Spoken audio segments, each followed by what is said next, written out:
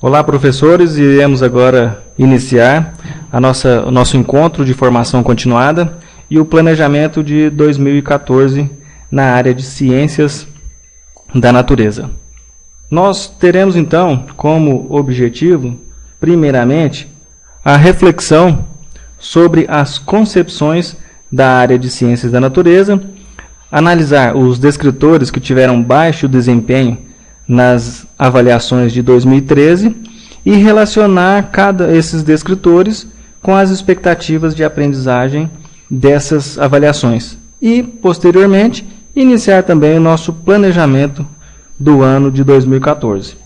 Nesta formação, então, nós iremos ter 3 momentos principais, onde será, então, o encontro com um relato de experiência, depois nós teremos especificamente sobre a área de ciências da natureza e o estudo e resoluções de planejamento e soluções das atividades que nós iremos propor junto com vocês. Nesse primeiro momento, então, será a sensibilização e depois o relato de experiência do professor, que será organizado pela própria regional aí com vocês. Inicialmente, vamos então preparar o nosso olhar para essa formação de ciências da natureza, onde nós estamos aqui agora com professores de biologia, física e química, todos juntos, né? Então, preparando o nosso olhar, reparem então, prestem atenção nessa imagem. De acordo com essa imagem, então, que está proposta para vocês aí, está apresentada, relatem num pedaço de papel que vocês tenham, a lápis aí, individualmente, o que vocês conseguem ver nessa imagem. Todos os desenhos, todos os detalhes que vocês conseguem captar, individualmente. Primeiramente, então. Então, para que vocês possam fazer esse trabalho aí, vamos dar um tempinho para vocês focarem nessa imagem e verificar o que cada um consegue perceber disso aí. Bom, a gente percebe então que cada um consegue visualizar um desenho diferente. Por exemplo, aqui a gente tem um cachorro, nós temos aqui então, nesse todo, talvez alguns consigam ver uma face, né, de um senhor, de perfil, o perfil de um senhor. Mas, apesar disso, então, a gente consegue ver aqui um senhor de pé, aqui, onde eles têm aqui as pernas dele, uma bengalinha, uma barba, o rosto dele, o chapéu, e uma mulher carregando uma criança aqui, uma mulher, aqui está o rosto dela, aqui o vestido, né? Aqui nós temos, a partir desse muro aqui, a gente consegue ver mais uma face do lado de cá, conseguimos ver mais uma face de perfil do lado de cá, um rosto de frente aqui. Então nós conseguimos ver várias imagens, outro rosto aqui do lado de cá. Então nós conseguimos ver várias imagens a partir de um todo. O que nós podemos tirar disso aí para o ensino de ciências? Para o nosso planejamento, que é o nosso foco hoje. O que nós conseguimos visualizar com isso? A partir daí a gente consegue ver então que acredito que cada um de vocês viram algumas imagens um pouco diferentes. É claro que existem mais imagens do que eu mostrei aqui. Não estou mostrando todas. Tem mais algumas coisas que vocês talvez conseguiram ver e que eu não mencionei. Mas a gente consegue ver então que cada pedaço de se a gente for olhando, cada um vai vendo uma imagem um pouco diferente, mas que se a gente conseguir unir todas essas informações, nós conseguimos ver todo o contexto dessa imagem que foi apresentada. Mas, para o nosso dia a dia, para o ensino de ciências, para o nosso planejamento, a gente consegue perceber então que de acordo com as visões de cada professor, de acordo com as visões que nós temos das várias áreas, química, física, biologia, nós conseguimos então fazer um planejamento de um todo, onde esse contexto da ciência da natureza, essa ciência ela é composta por química, física e biologia, mas também outras áreas podem interferir nela. Assim, nós passamos então para especificamente a gente falar um pouco sobre as concepções da grande área, no caso, ciências da natureza, que é o nosso foco aqui. Vamos pensar agora, então, sobre o ensino de ciências da natureza, onde esse ensino está nas disciplinas de física, química e biologia. Vamos lá. Vamos pensar um pouco, vamos refletir. Por que a gente ensina ciências da natureza? Para que ensinar ciências no ensino médio? Pense um pouco. Para quê? Por que nosso aluno precisa saber ciências da natureza?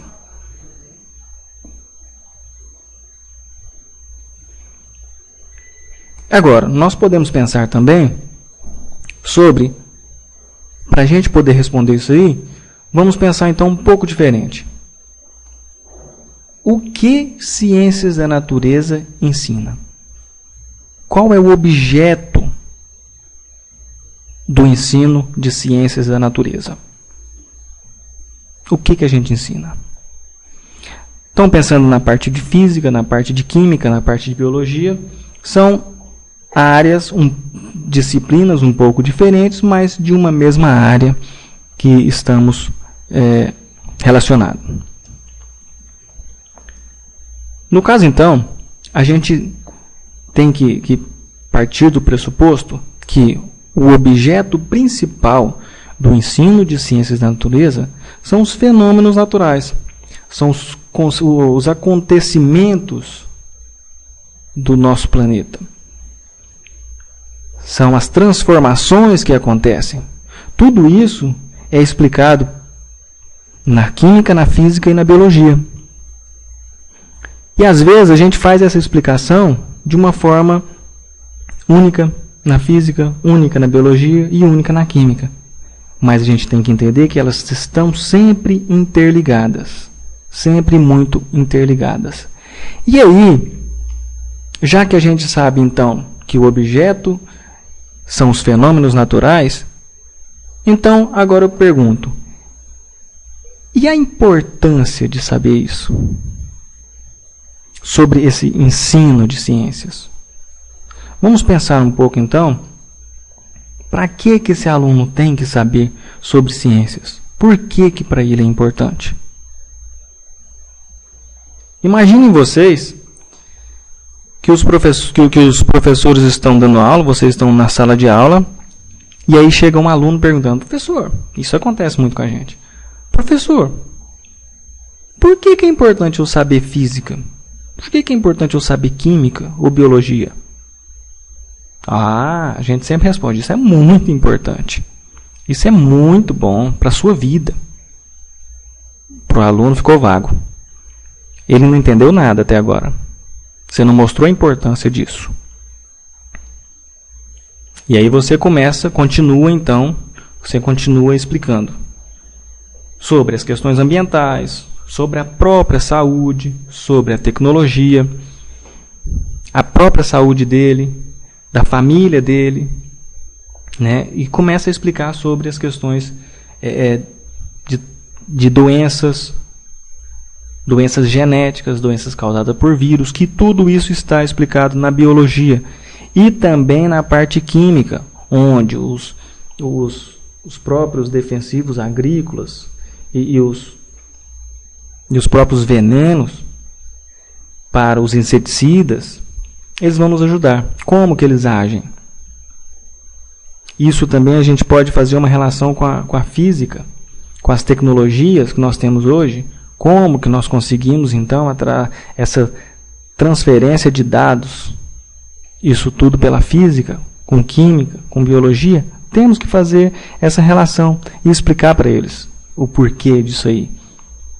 Fazer uma reflexão, então, sobre o ensino de ciências da natureza é importante. A gente precisa, no momento inicial do ano, pensar um pouco sobre isso, para a gente poder planejar todo o ano. O que nós vamos ensinar? Então, trazendo algumas perguntas, nós vamos ainda continuando com essa pergunta principal: o porquê de ensinar ciências da natureza, no caso, no ensino médio. Então, pensando uma educação voltada para o desenvolvimento humano, o ensino de ciências não pode deixar de elaborar questões como: qual o sentido e o valor do ensino de ciências? Pense um pouquinho. Qual o sentido e o valor do ensino de ciência? Nós estamos passando por um momento na nossa vida onde as tecnologias estão muito avançadas. E com esse avanço da tecnologia, vem também uma aceleração na informação. A informação, ela é transmitida de forma muito rápida. Essa transformação, ela vem com os avanços científicos. Mas a gente tem que entender também que essa informação, muitas vezes ela chega de forma errada. Por quê? Às vezes a gente tem uma concepção do senso comum, umas ideias que todo mundo toma como verdade e que cientificamente a gente sabe que não é bem assim. Então, o sentido e o valor do ensino de ciências está nessa questão de mudar, então, esse senso comum. Fazer com que os alunos, com que a sociedade, ela saia do senso comum e entenda cientificamente alguns conceitos e alguns pressupostos. E aí nós vamos, então, para a segunda pergunta. Que papel cumpre no processo de desenvolvimento do educando? O ensino de ciências da natureza, a gente tem que entender que, além da ciência pura, propriamente dita, ciência pela ciência, ele nos traz também a noção de leitura. Uma leitura e interpretação de textos e de imagens que a gente trabalha o tempo todo. Por quê? Essas leituras não são leituras simplesmente de textos em português. O ensino de ciências, ele ajuda também a ter um desenvolvimento muito maior nessa questão de leitura de textos e de imagens, leitura e interpretação, claro. Mas, além disso, de ter uma leitura sobre questões científicas, que é o que a gente chama de letramento científico, além do pensamento lógico-matemático. Porque quando você começa a pensar em ciência de uma forma científica realmente, você começa a pensar em hipóteses. E essas hipóteses elas vão se concretizar ou não. E esse método científico, ele também é relacionado com o pensamento lógico-matemático. Então, ciência ainda tem esse papel também que ela cumpre nesse processo de desenvolvimento do educando. Partindo para outra pergunta, então, que está na tela. Que impactos o ensino de ciências pode produzir na formação de uma visão mais distanciada do senso comum e mais compatível com a complexidade da vida atual?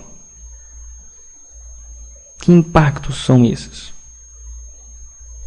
Se pensarmos então, se a gente pensar na tecnologia, nos avanços que nós temos hoje na tecnologia, nos avanços que nós temos na ciência como um todo, na medicina, esses avanços na nossa vida cotidiana, que têm refletidos na nossa vida cotidiana, esses conhecimentos, esses avanços que nós temos, eles são relacionados ao conhecimento científico.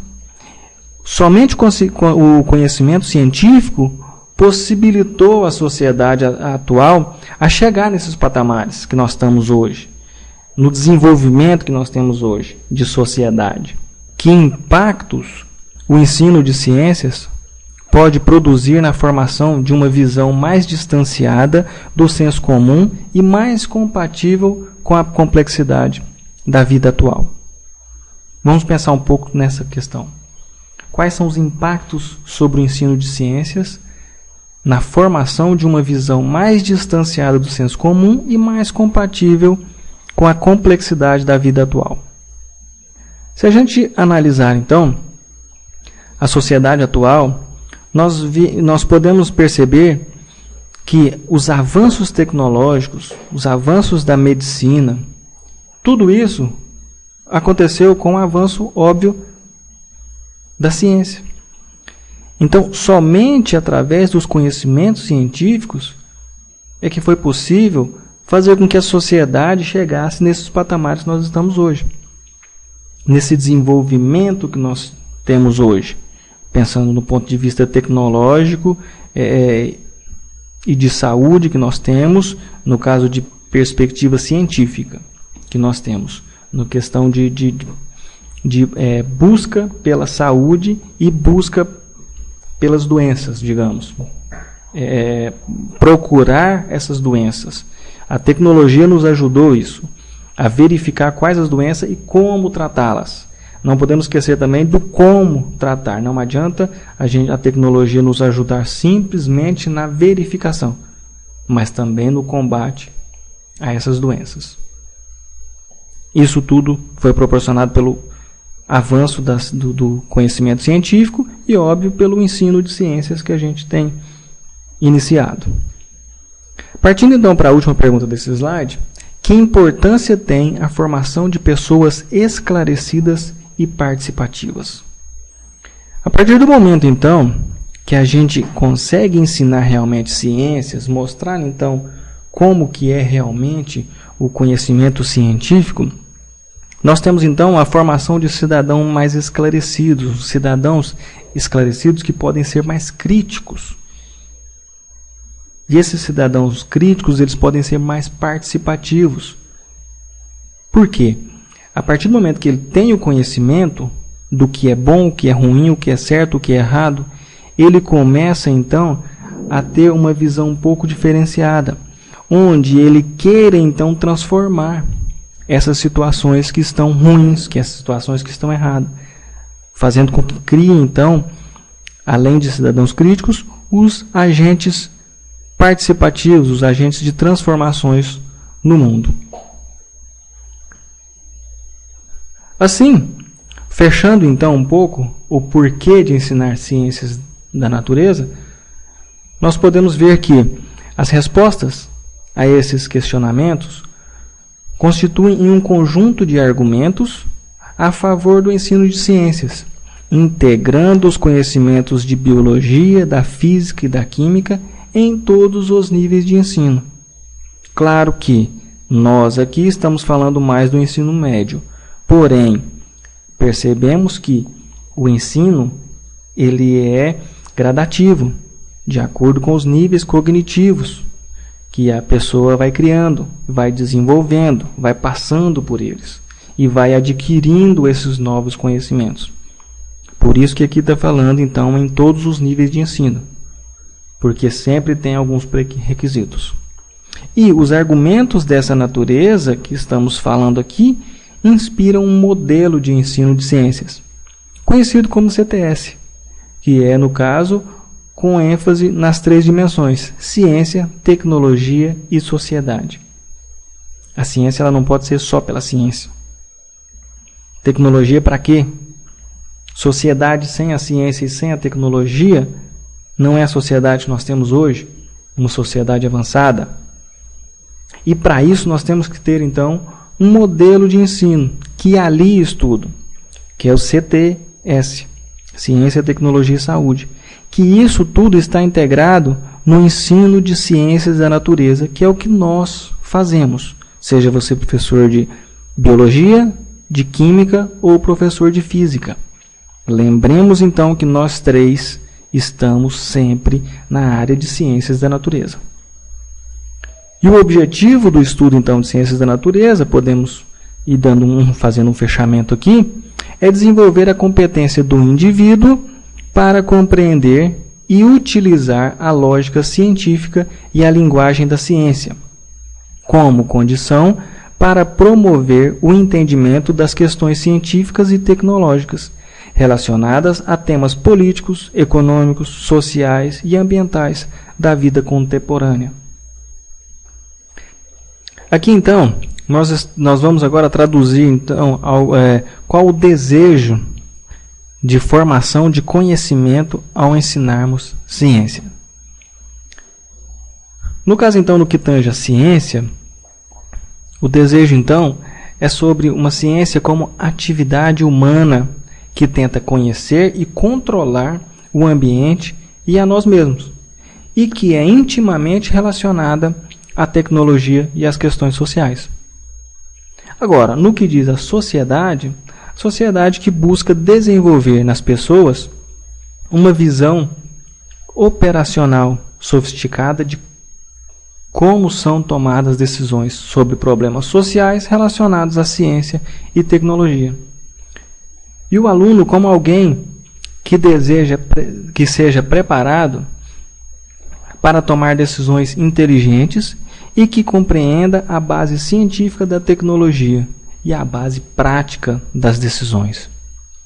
Já o professor, como aquele que desenvolve o conhecimento, comprometimento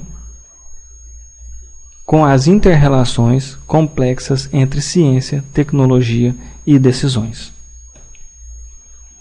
Assim, nós podemos ver então que o ensino de ciências ele está pautado entre a visão do senso comum e a visão científica da realidade. Isso nós chamamos de aprendizagem. Por quê? Quando você vai então começar uma aula, a gente começa através de conhecimentos prévios, fazendo algumas perguntas para os alunos sobre o que eles sabem sobre determinado assunto. Por exemplo, nós podemos perguntar para esses alunos por que depois de tomarmos uma chuva, a gente gripa. Isso é uma pergunta que normalmente eles fazem. Tomar banho de chuva causa gripe? Pergunto para vocês, professores. Tomar banho de chuva causa gripe? Muitos provavelmente falam que sim. Os alunos, principalmente, falam que sim. Isso é um senso comum. Isso é correto? A água da chuva causa gripe? Acredito que não, né? O que pode causar a gripe, no caso, poderia ser, então, o contato com o vírus influenza. E aí o nosso corpo não conseguindo combatê-lo, ficamos, então, gripados. Notem que o senso comum seria, então, o banho de chuva causa gripe. Já o conhecimento científico nos traz, então, que somente o contato com o vírus influenza é que vai fazer com que a gente cause gripe. Lembrando sempre que se o nosso corpo não consiga combatê-lo, porque temos as nossas defesas também. Então, nós temos sempre que aliar visão do senso comum com a visão científica. E aí é o que nós temos, então, na aprendizagem sobre o ensino de ciências da natureza. Dessa forma, então, nós temos um novo estado de conhecimento, novos conceitos científicos e nova forma de ver a realidade, que é o que nós temos que levar para o nosso educando, para o nosso estudante. E o valor formativo, então, do ensino de ciências, do ponto de vista formativo, o ensino de ciências cumpre um papel relevante na passagem de uma visão de senso comum a uma visão científica da realidade. A aprendizagem de novos conceitos científicos e novos modelos explicativos pressupõe sempre a ocorrência de mudanças conceituais.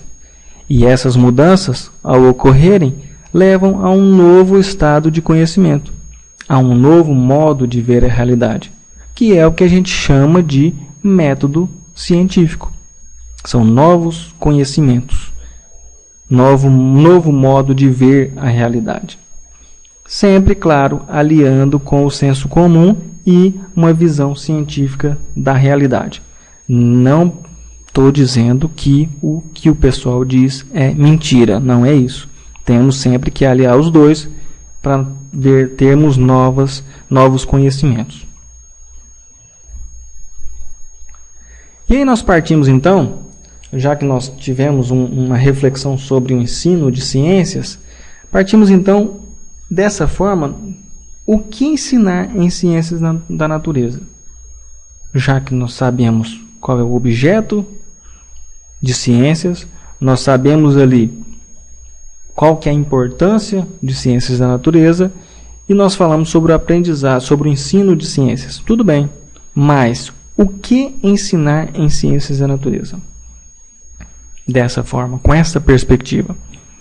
Um aspecto que torna o ensino de ciências naturais importante é o fato de podermos explicar o funcionamento do mundo natural com base no conhecimento de alguns processos comuns a diversas realidades. Essas diversas realidades, a gente tem que entender que cada local é diferente um do outro. Se você está em Goiânia, é uma coisa. Se você está em Tumbiara, é outra. Agora, se você está em Mineiros, Posse, Rio Verde, então nós temos várias realidades diferentes. Não só pelo ponto geográfico, mas pela formação da cultura do local. E isso tudo é influenciado no ensino de ciências pela forma que nós lidamos, com a forma que nós ensinamos, que tem que ser levado em conta. Assim, nós temos que ver então que física, química e biologia estão sempre juntas. Nós temos que trabalhar de forma interdisciplinar. O professor de física deve conversar com o de química, que deve conversar de biologia. Então, os três, e o de biologia com o de física, todos eles devem estar conversando e um fazendo exemplo juntamente com o outro. Onde, no mesmo fenômeno, nós podemos perceber acontecimentos físicos, químicos ou biológicos. Se cada professor conseguir explicar neste fenômeno sobre a sua disciplina, o aluno irá entender muito mais fácil. Ele irá compreender o fenômeno. Assim, saber ciência não é memorizar uma lista de fatos científicos. Saber ciência é conhecer operacionalmente as leis gerais, isto é, saber aplicá-las em diferentes situações. Fatos, definições e vocabulário são importantes, mas é a compreensão dos fundamentos que nos permite aplicá-los em situações novas e variadas. Como assim? A gente tem que saber, então, o aluno nosso ele tem que saber a base de tudo. Os termos científicos são importantes. Essa lista de fatos científicos são importantes. Mas o principal é que ele consiga contextualizar. Ele consiga perceber no seu cotidiano esses acontecimentos, unindo sempre física, química e biologia, ciências da natureza. Temos que ter isso muito claro. Essa integração das áreas, ela é muito importante, porque às vezes o aluno ele não consegue compreender que no caso da dengue, a dengue é transmitida por um mosquito. Mas ele acha que a química tem que ser responsável por isso, porque tem que fazer inseticidas. Ele não percebe que apenas uma atitude de não deixar com que a água parada para a proliferação do mosquito já seja de grande importância. Ele acha que tem que ter inseticida o tempo todo.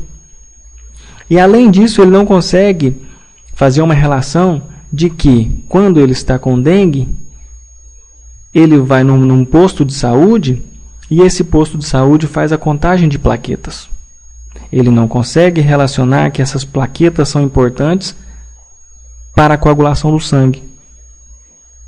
Não consegue relacionar se as plaquetas estão baixas, por isso então nós temos um perigo então uma eminência de dengue hemorrágica. O aluno não consegue fazer essa relação.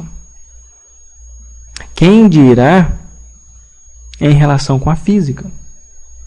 Por isso nós temos esse papel, fazer essa relação com eles. A explicação de um fenômeno natural deve ser realizada com foco nos conhecimentos de química, física e biologia, sempre associados. Assim, nós temos aqui, então, química em vermelho, física em roxo, biologia em verde, que vocês estão conseguindo perceber. Elas juntas, a gente tem alguns acontecimentos. Por exemplo, da esquerda para a direita no slide. Análise de informações da mídia, processos tecnológicos. Isso tudo a física, a química, biologia tem que explicar isso. Os exoesqueletos o que os cientistas têm feito para a movimentação de quem tem problema motor, quem não movimenta as pernas, quem anda de cadeira de rodas, estão inventando então novas formas de se movimentarem. Valorizar a ciência como aspecto de cultura. Cada local do nosso próprio estado nós temos uma cultura diferente, uma ciência diferente. Alguém consegue fazer um remédio caseiro, por exemplo. Resolver problemas práticos e do cotidiano. Problemas principalmente ambientais. Problemas de doença, como a dengue, que é cotidiana, que é anual e principalmente na época de chuva é muito pior. Valorizar a biodiversidade e o equilíbrio. Avaliar riscos à saúde e à vida. Então, essa biodiversidade, esse equilíbrio ambiental entre ser humano e natureza, tentando sempre distanciar um do outro, enquanto que o homem faz parte desse ambiente, faz parte da natureza. Nós temos que perceber isso e mostrar isso para os alunos. Destacar os aspectos do bem-estar humano e da sustentabilidade. Sustentabilidade humana, sustentabilidade ambiental. Se nós temos um ambiente favorável à vida humana, nós sustentamos esse ambiente para que o próprio ser humano também se sustente, permaneça vivo. Então, continuando falando sobre o que ensinar em ciências da natureza, vejamos que desta forma, os currículos de ciências da natureza devem traduzir esses pressupostos debatidos até agora. Na rede estadual de ensino do estado de Goiás, essas definições se traduzem no currículo mínimo referência.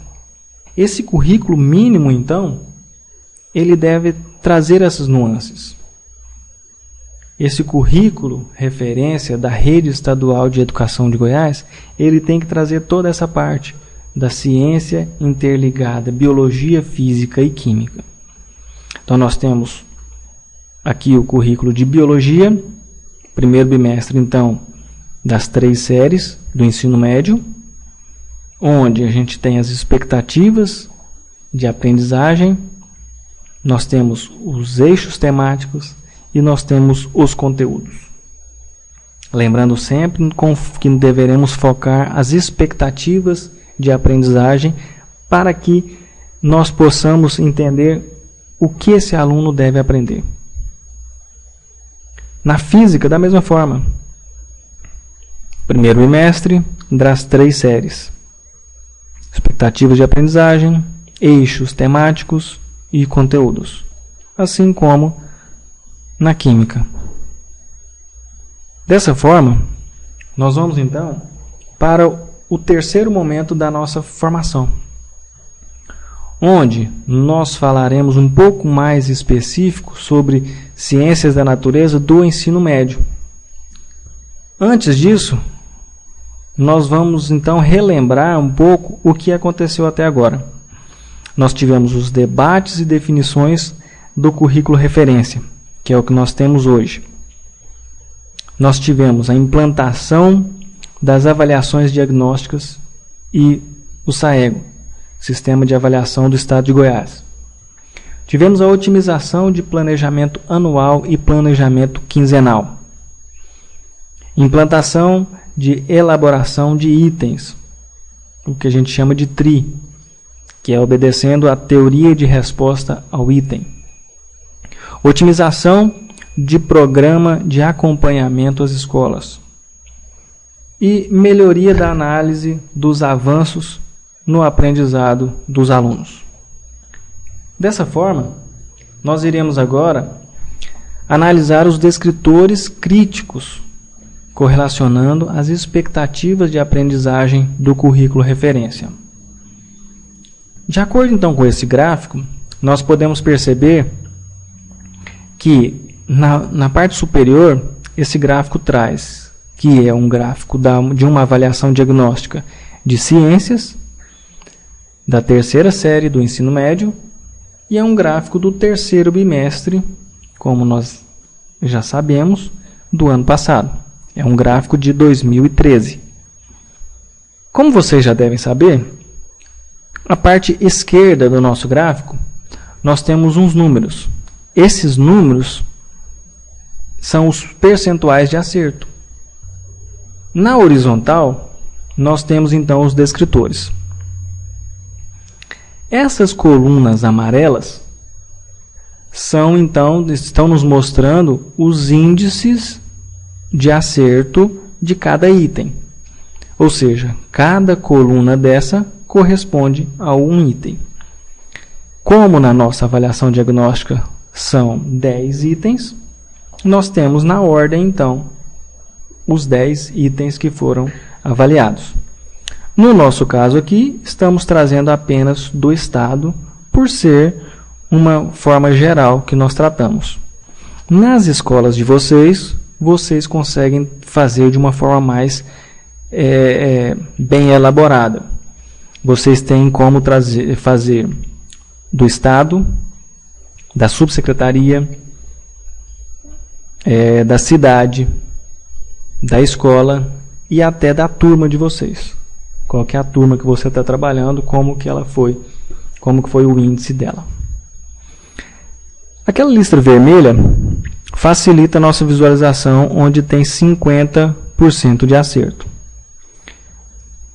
Verificando então esse gráfico, nós percebemos que a terceira avaliação do ensino médio de ciências não teve nenhum item com acerto acima dos 50%.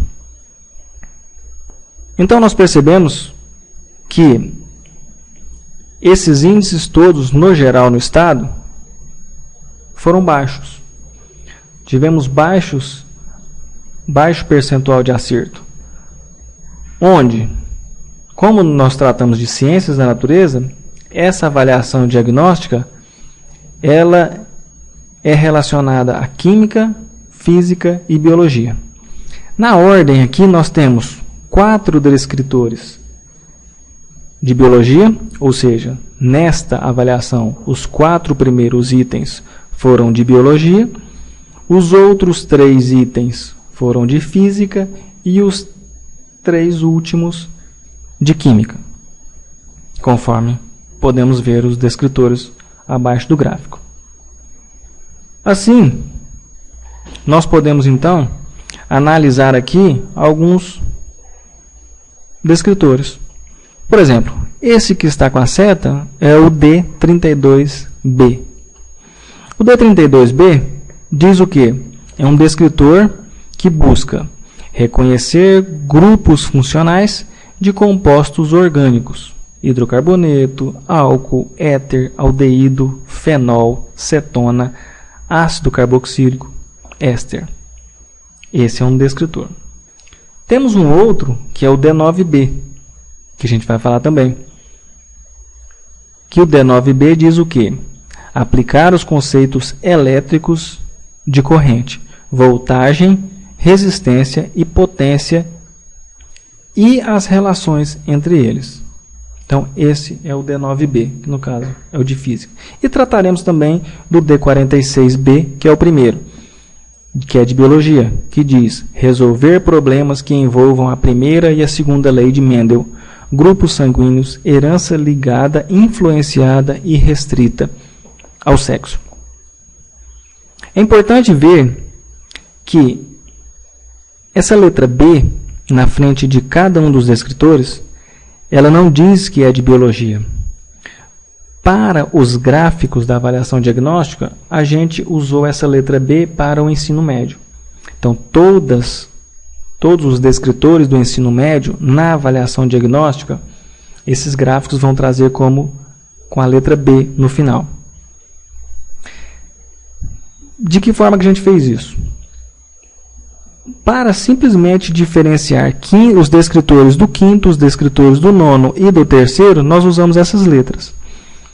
No quinto ano, a gente vai usar D1, D2, D3, D4, sem nenhuma letra.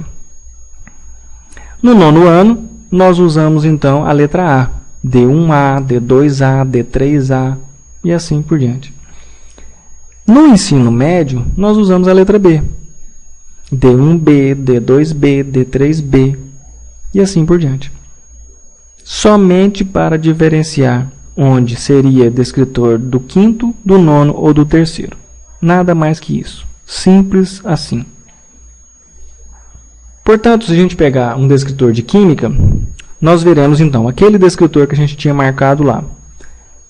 No caso, ele diz reconhecer grupos funcionais de compostos orgânicos: hidrocarboneto, álcool, éter, aldeído, fenol, cetona, ácido carboxílico e éster. As expectativas de aprendizagem correlacionadas com esse descritor que estão no primeiro bimestre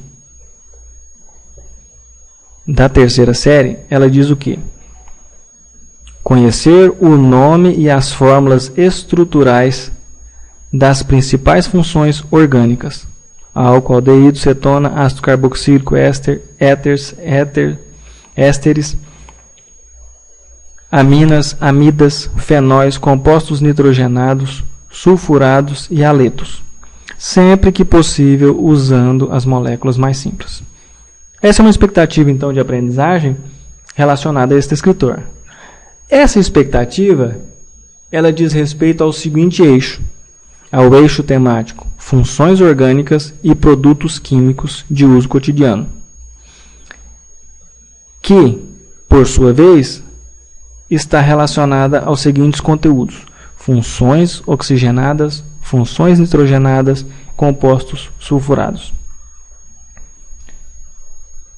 Notem que vários conteúdos nós temos com uma expectativa de aprendizagem para que seja relacionada a um descritor, no caso de química. De biologia também é a mesma forma. Se a gente pegar então o descritor D46B, que diz resolver problemas que envolvam a primeira e a segunda lei de Mendel, grupos sanguíneos, herança ligada, influenciada e restrita ao sexo.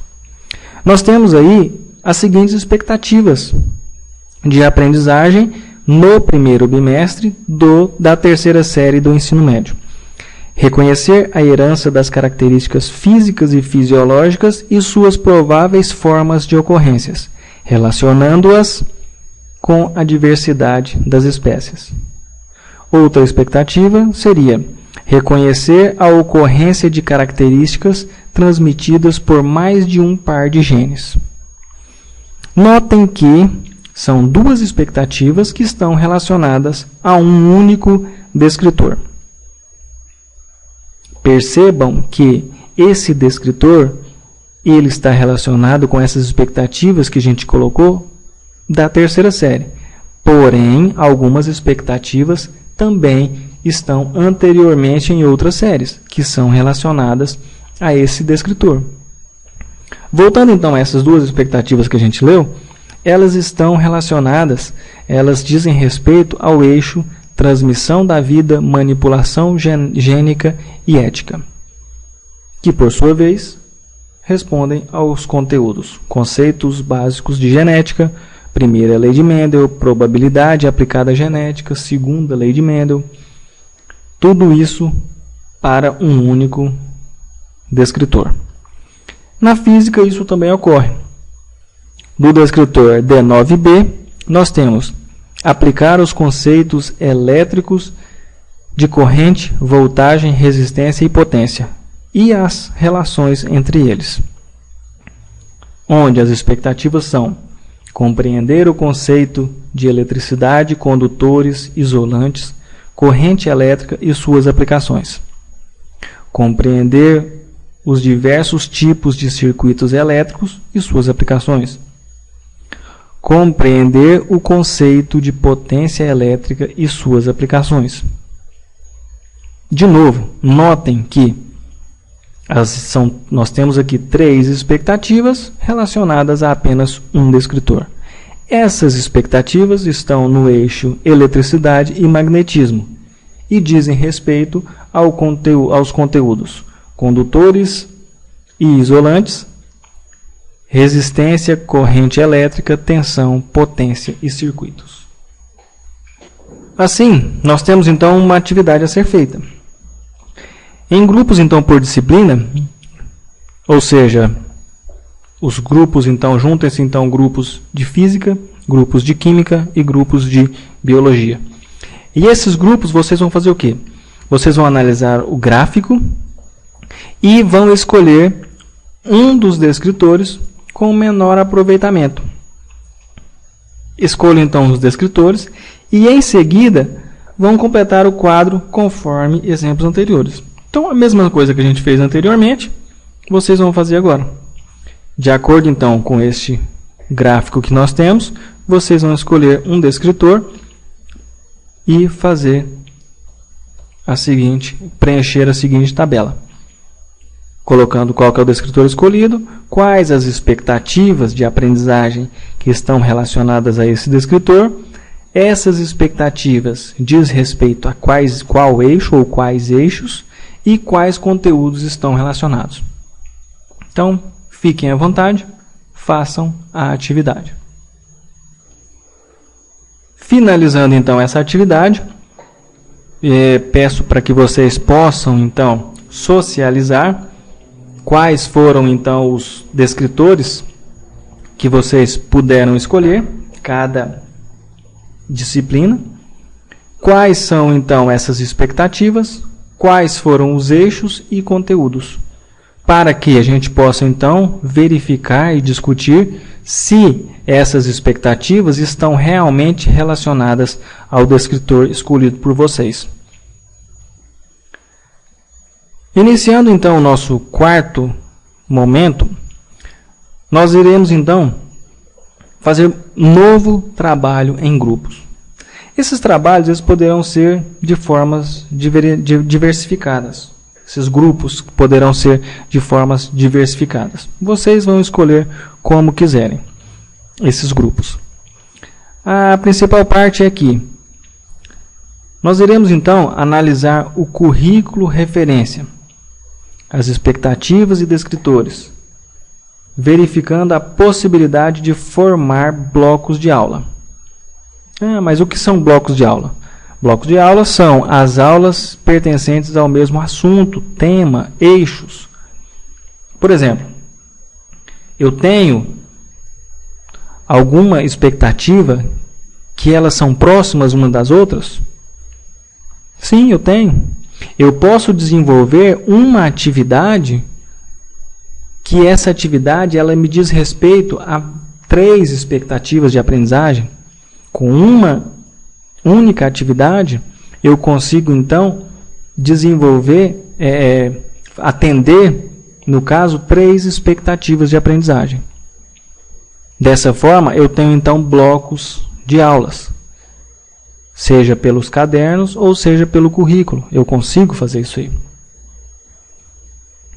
Isso, vocês vão dividir o grupo de vocês, talvez fique mais fácil por série, fazendo os grupos por disciplina e por série. Então, já que estava dividido então os grupos de física, química e biologia, vamos pegar então e dividir as suas séries. Talvez fique mais fácil os pares juntos.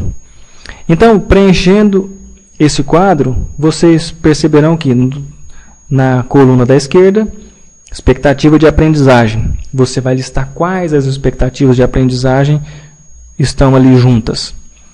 Quais os conteúdos são similares ou relacionados uns com os outros. E aí vocês vão colocar então os blocos de aula. Inserir aqui o número das aulas do caderno que podem formar um bloco de aula. No caso daquelas séries que têm caderno. As séries que não têm caderno, vocês podem, por exemplo, enumerar. A sugestão que eu dou é que vocês peguem as expectativas de aprendizagem no próprio currículo, vão enumerando. Expectativa 1, primeiro bimestre, 1, 2, 3, 4, segundo bimestre, 1, e aí consecutivamente. E aí você consegue então fazer uns blocos de aula. Quais são essas expectativas que você consegue e quantas aulas você consegue fazer para atingir essas expectativas que você elencou. Depois disso pronto, nós iremos então para o planejamento de ensino, onde esse planejamento de ensino, você irá planejar uma sequência de aulas, nas quais essas aulas serão para o início do primeiro bimestre, agora de 2014, para que a gente possa então iniciar os trabalhos. Sugestões de questões para analisar os tópicos do primeiro bimestre. Sugestão 1. Fazer uma análise dos tópicos do currículo referência e as expectativas que devem ser desenvolvidas pelos alunos no primeiro bimestre. Então, analisar só o primeiro bimestre.